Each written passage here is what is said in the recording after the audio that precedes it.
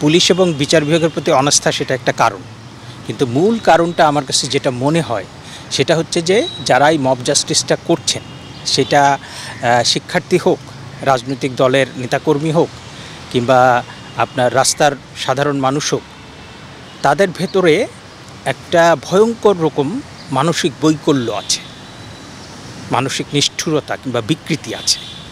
কারণ আপনি ঢাকা বিশ্ববিদ্যালয়ে ফজলুল হক হলে যেভাবে একটা মানসিক ভারসাম্যহীন একজন যুবককে যেভাবে হত্যা করা হয়েছে, তাকে প্রথমে পেটানো হয়েছে, তারপরে তাকে খাবার দেওয়া হয়েছে, আবার তাকে পেটানো হয়েছে, এবং আমি ভিডিও ফুটেজ যেটা দেখেছি, তাকে লাঠি দিয়ে পেটাচ্ছে, তার হাতের ওপরে লাঠি রেখে কয়েকজন উপরে পা দিয়ে লাফাচ্ছে। এই যে নিষ্ঠুরতা, প্রথমত হচ্ছে যে আপনার ভেতরে আপনি যদি মনে করেন যে আপনি যদি দাবি করেন যে আপনি একজন সুস্থ মস্তিষ্ক সম্পন্ন মানবিক মূল্যবোধ সম্পন্ন মানুষ, তাহলে পরে আপনার আচরণে তার প্রমাণ থাকতে হবে। একজন ব্যক্তি যদি চুরি করে, ডাকাতি করে, অপরাধ করে, তাহলে আমরা যেটা সভ্য সমাজে যেটা বলি যে আইন নিজের হাতে তুলে নেওয়া যাবে না, এটা আইনশৃঙ্খলা রক্ষাকারী বাহিনী এবং যারা বিচার ব্যবস্থার দায়িত্বে নিয়োজিত সেটা তাদের হাতে তুলে দিতে হবে। তারা যেন সেটা তদন্ত করে যারা যথাযথ তার অপরাধ প্রমাণিত হলে তাকে শাস্তি দেবে। আপনি বড় জোর ধরেন যে কারো উপর ক্ষোভ আছে, অনেক দিনের ক্ষোভ, আপনি মারধর পর্যন্ত করতে পারেন, হ্যাঁ, অনেক সময় এটা কন্ট্রোল করা যায় না, হ্যাঁ, কিন্তু আপনি একটা মানুষকে পেটাতে নিষ্ঠুরভাবে মেনে ফেলবেন, এবং সেটা আপনি অনেকগুলো মানুষ মিলে সেটা একজনকে পেটাচ্ছে, তারা হিউমার করছে, তারা ফান করছে, এইটাকে কি আপনার মনে হয় না যে মানসিক বৈকল্য এবং বিকৃতি? আপনি তো এইভাবে একজন মানুষকে আপনি মেরে ফেলতে পারেন না, হ্যাঁ, আপনি তাকে নিষ্ঠুরভাবে পেটাচ্ছেন, আবার তাকে খাওয়াচ্ছেন, আবার আপনি ফান করছেন, গল্প করছেন আস্তে আস্তে একটা মানুষকে, তাহলে মানবিক মর্যাদা, মানবিক মূল্যবোধ কোথায় থাকলো?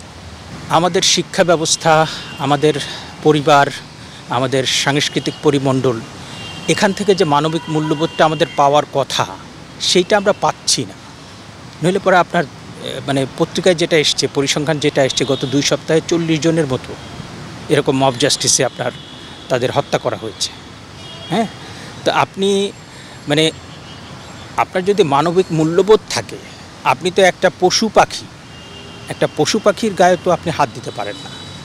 আর সেখানে একটা জলজ্যান্ত মানুষ, তাকে আপনি একদম ঠান্ডা মাথায়, হ্যাঁ, এরকম না বিষয়টা যে 2 পক্ষে মারামারি হচ্ছে কিংবা পুলিশের সাথে আপনার একটা উত্তেজনাকর পরিস্থিতি, সেখানে আপনি ঘটনাটা ঘটেছে, একদল মানুষ একটা নিরপরাধ একদম একদম একদম অসহায় একটা মানুষকে তারা পেটাচ্ছে, ইচ্ছামতো পেটাচ্ছে, এবং পেটাতে মেরেই ফেলছে। প্রতিরোধের উপায়টা হচ্ছে যে আপনার একটা হচ্ছে সচেতনতা বৃদ্ধি করা, এবং আপনারা গণমাধ্যমের তরফ থেকে যে কাজটা হচ্ছে সেটা খুবই ভালো।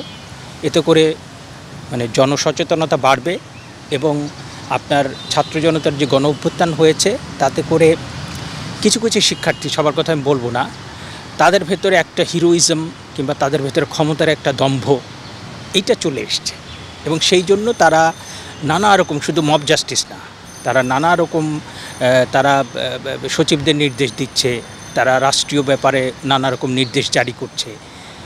তাদের কিন্তু ছাত্র জনগণের অভ্যুত্থানের পরে আমাদের মাননীয় প্রধান উপদেষ্টা যেটা বলেছেন যে তাদেরকে আবার পড়ার টেবিলে ফিরে যাওয়া উচিত, হ্যাঁ, পড়ার টেবিলে ফিরে যাওয়ার পরে আপনি পড়াশোনা করেন, নিজেকে যোগ্য করে গড়ে তোলেন।